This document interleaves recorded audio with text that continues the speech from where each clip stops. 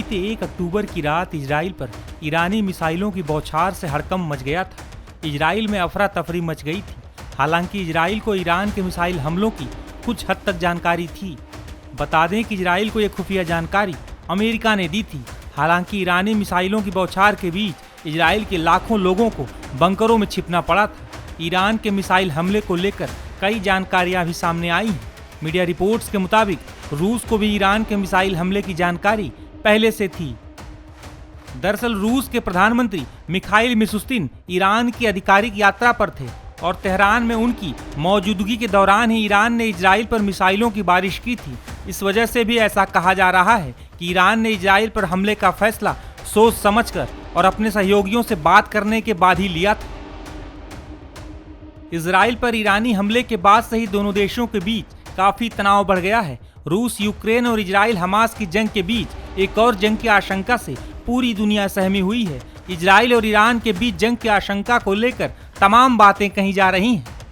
देखिए, एक काफ़ी बड़ा एस्केलेशन है ये रीजन में। जंग तो काफ़ी टाइम से चल ही रही है। हमने देखा कि इजराइल ने हिजबुल्लाह के चीफ को एलिमिनेट किया और हमास की चीफ को भी तेहरान के अंदर कहते हैं इजराइल ने ही एलिमिनेट किया। तो उस लेवल पे अगर आप देखें तो ईरान का रिस्पॉन्स आना एक्सपेक्टेड था काफ़ी लाइंस पे। लेकिन जो ये अटैक हुआ है बैलिस्टिक मिसाइल्स को लेके, इसको ये भी एक मेजर एस्केलेशन है, क्योंकि पिछली बार जब ये हुआ था अप्रैल में तो इतनी बैलिस्टिक मिसाइल यूज नहीं हुई थी और इस बार कई बैलिस्टिक मिसाइल इजरायली टेरिटरी में भी गिरी हैं।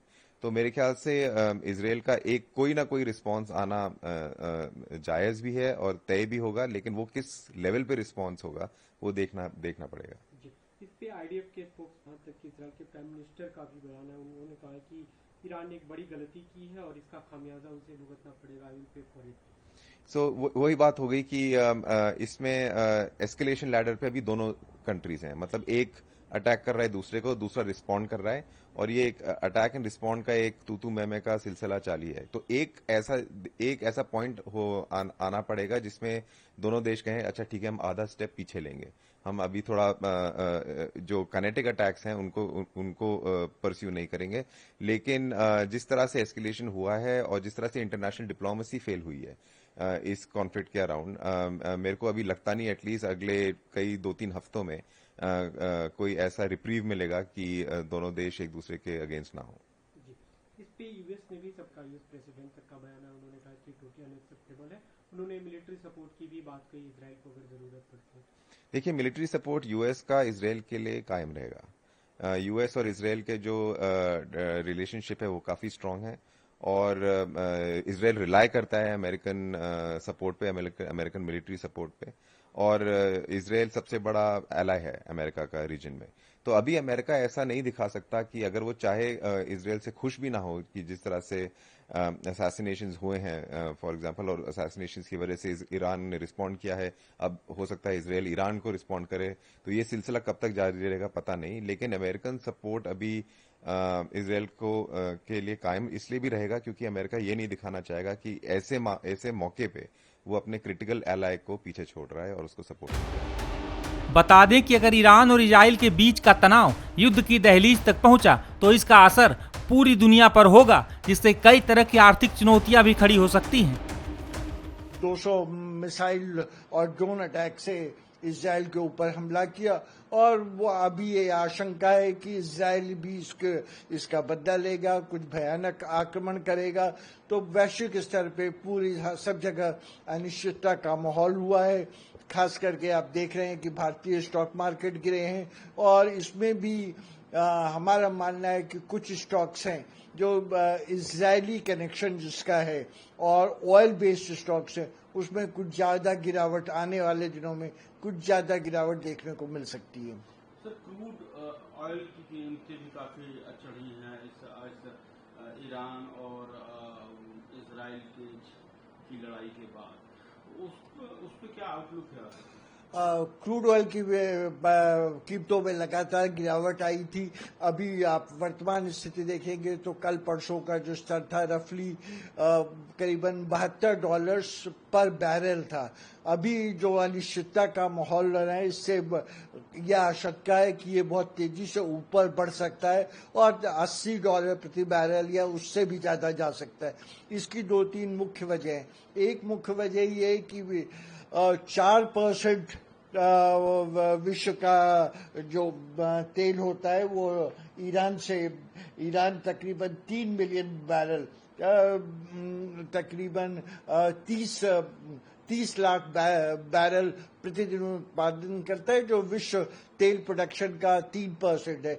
लेकिन जो पर्शियन गल्फ है, जो पर्शियन खाड़ी है, उससे विश्व का तकरीबन 20% तेल उससे गुजरता है और भारत, हम लोग जो तेल इंपोर्ट करते हैं उसका 60% तेल ये पर्शियन गल्फ से, जिसको हम टेक्निकली स्ट्रेट ऑफ हॉर्मुज बोलते हैं, तो स्ट्रेट ऑफ हॉर्मुज से विश्व व्यापार का 20% तेल गुजरता है, भारत को आने वाला 60% तेल। तो ये बहुत बड़े आंकड़े हैं। इससे भारत में, विश्व में काफी अनिश्चितता का, संकट की आशंका बढ़ी है और सबको आने वाले दिनों में बहुत सोच समझकर कदम उठाना पड़ेगा।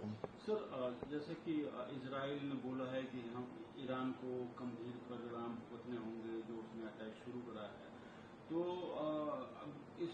क्या लगता है कि ये समस्या और बढ़ने वाली है, इकोनॉमिक संकट और खासकर इंडिया के सामने भी बढ़ने वाले, क्योंकि एक तरफ तो क्रूड की प्राइसेस बढ़ेंगी और दूसरा जो है शेयर बाजार और आर्थिक मोर्चे पे जो है इसका असर देखने को मिलेगा। हाँ, आने वाले दिनों में हमारी मान्यता है कि ये संकट गहराएगा और इसके और विकराल परिणाम आ सकते। लेकिन सभी लोग अभी इस चीज में अनिश्चितता का माहौल है। इजराइल अटैक करेगा, दोबारा बदला लेगा, इसके बारे में तो कोई शक नहीं। लेकिन वो उस हमले का, उस अटैक का क्या स्वरूप होगा, किस समय होगा, कितनी विकरालता होगी, ये कहना अभी मुश्किल है। इसमें जो सबसे देखने वाली बात है, 2 बहुत सेंसिटिव सेक्टर्स हैं ईरान के, जो एक तो उसके न्यूक्लियर प्लांट्स हैं जहां पे न्यूक्लियर पावर का उत्पादन होता है, उसके न्यूक्लियर अस्त्र हैं, और दूसरा उसके जो ऑयल प्रोड्यूसिंग प्लांट्स है, इंफ्रास्ट्रक्चर का जो बहुत अहम हिस्सा है।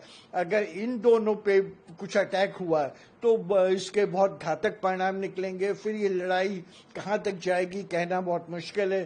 फिर ईरान उसका बदला लेगा। अगर छोटा मोटा अटैक, कहीं पे कुछ पुल उड़ा देते हैं, कुछ फैक्ट्री तबाह कर देते हैं, कुछ 2-4 हवाई जहाजों को मारते हैं, तो उसके इतने घातक परिणाम नहीं है। लेकिन अभी देखने की बात यह है कि उसके अगर ईरान के न्यूक्लियर प्लांट्स के ऊपर अटैक होता है या ऑयल प्रोड्यूसिंग यूनिट्स के ऊपर होता है, तो ये 2 इसके बहुत घातक परिणाम।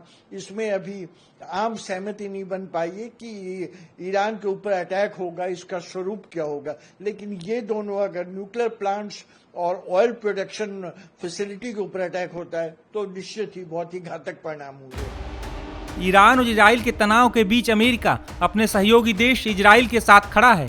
बता दें कि ईरान और रूस के संबंध काफी अच्छे माने जाते हैं। इस वजह से रूस ईरान की हर संभव मदद करने की कोशिश करेगा। हालांकि हमेशा युद्ध का असर खतरनाक और भयावह ही होता है।